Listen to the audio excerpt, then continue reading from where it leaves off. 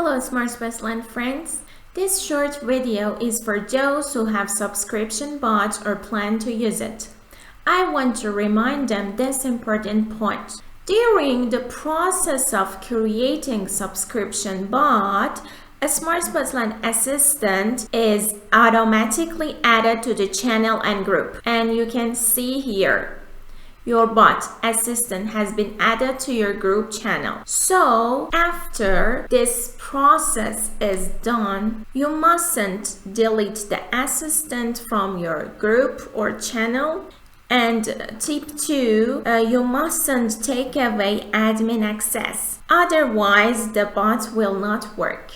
I want to show you in my channel and group.